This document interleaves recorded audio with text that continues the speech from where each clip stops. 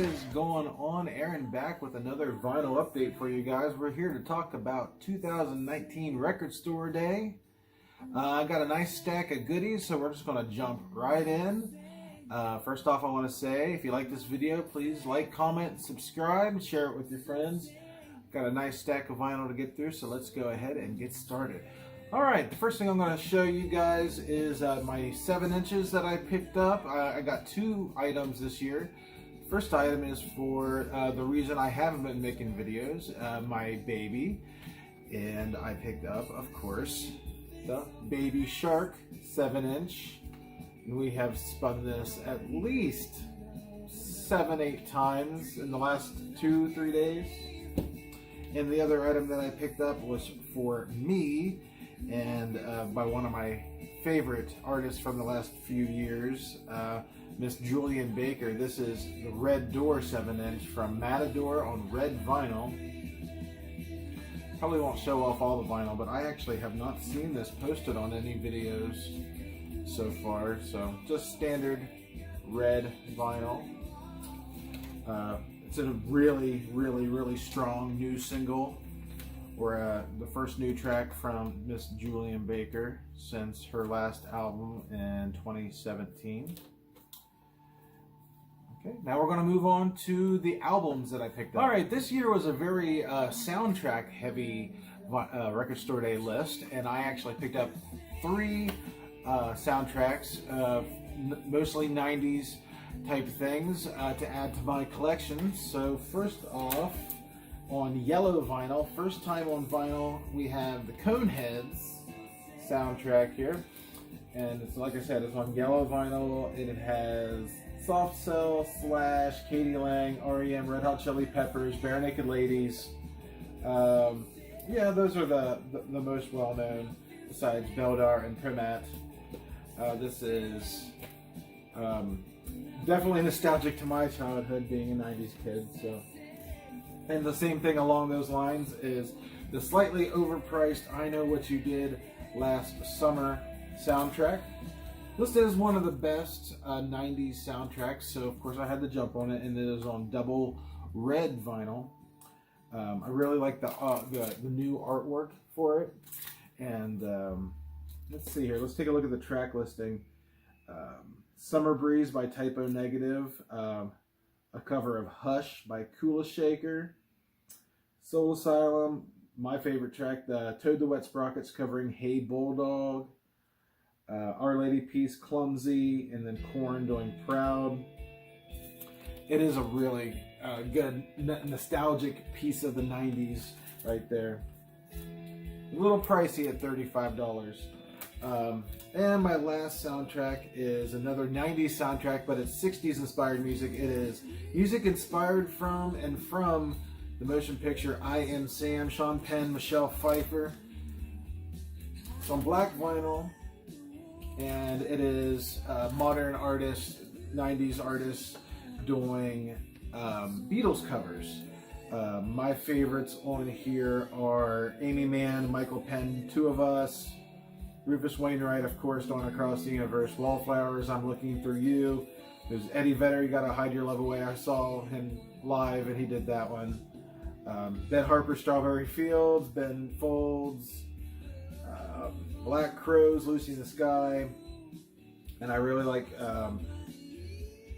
Paul Westerberg's Nowhere Man, and Nick Cave's Let It Be is kind of a challenging listen, but it's a really interesting take on that classic song. So those are the 3 soundtracks I picked up, and now we're going to talk about quickly the other stuff. Okay.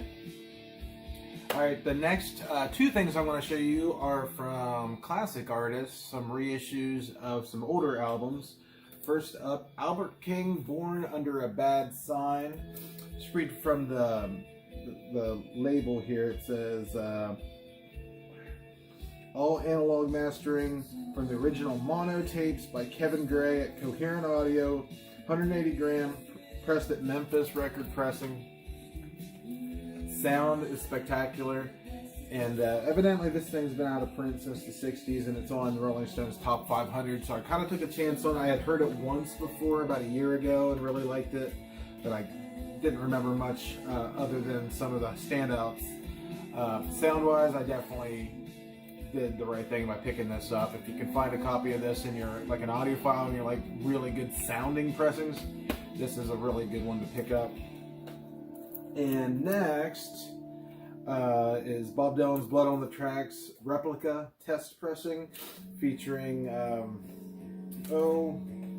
This is before Blood on the Tracks was released, a small amount of test pressings containing the New York version of the album were circulated. Those recordings were bootlegged, and the alternate history of Blood on the Tracks was born. This is an exact duplicate of those test pressings. Sound quality is spectacular. Again, you can actually hear Bob's shirt buttons hitting the guitar. There's a lot of acoustic, smaller tracks than the one that ended up on Blood on the Tracks, which was my very first favorite Bob Dylan record.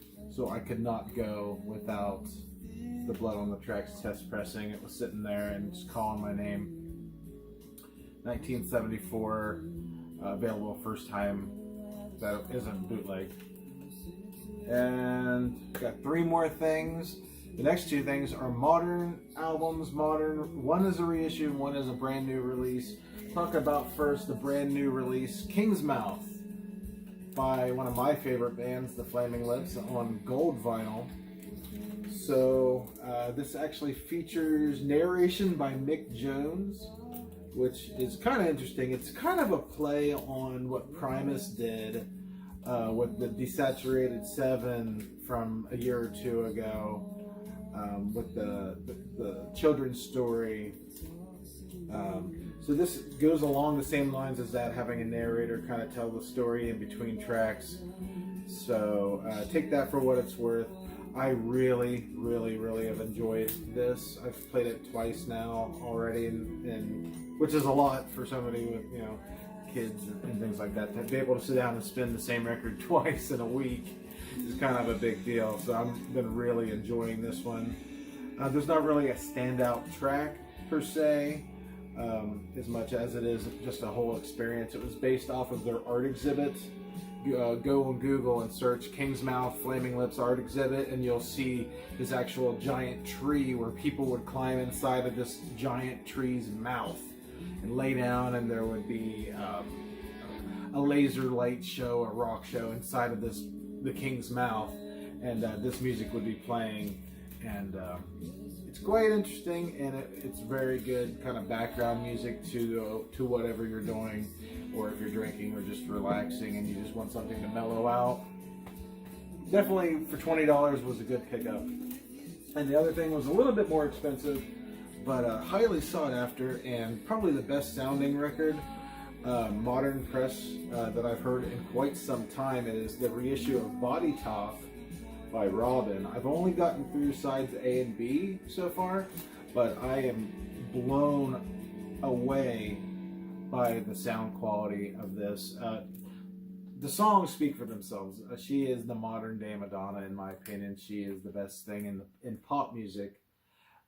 Vinyl collector James actually turned me on to Robin a couple months ago, and so I'm way behind the curve with her music.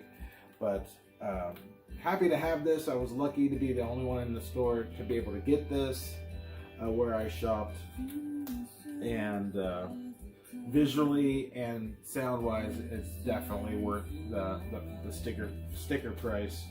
And the last thing I got is Eric Clapton live on tour, 2001. One More Car, One More Rider.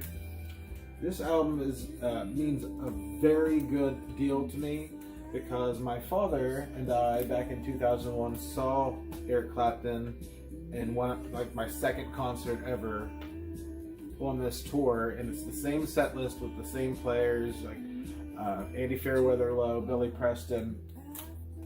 It's the same set list, just kind of ramped up a little bit because I knew they were being filmed and for a CD and DVD combo. So it's even better than the concert we went to at the Gund Arena in Cleveland, which is no longer there. But I have so many great memories of that concert and that day. Dad took me to Rock and Roll Hall of Fame. I even remember how the key lime pie tasted at this weird restaurant overlooking the water. What a great day, and to finally have that concert on official clear vinyl, 3LP clear vinyl, and one of the best sounding live concerts that I've been. I've already played this all the way through, and I gotta tell you, like, the tears almost started coming, the memories. I'm getting ready to call Dad and just tell him that I have this and see if he wants to come over sometime and relive it. He's not really a vinyl guy, but he may like the whole memory of it. So that was my record store day. Quite impressive this year. I got everything but two things that I kind of wanted. I kind of wanted the Crow, and I kind of wanted the Weezer B-sides, but I have that on CD. It's hard to justify the price when you've already spent X amount of dollars for things that you already own and that you know are probably just high quality digital rips or whatnot. So I hope everybody had a great record store day, and sorry my video is a few days later than usual, but you know, life and shit. So I actually have another video I'm getting ready to film, so you'll get to see this wonderful flannel shirt again here in the next week or so as I'm filming my next video, so stay tuned for that. As I always say when I close out my videos, I hope everybody enjoyed Record Store Day. We'll see you on the next one, and enjoy the music.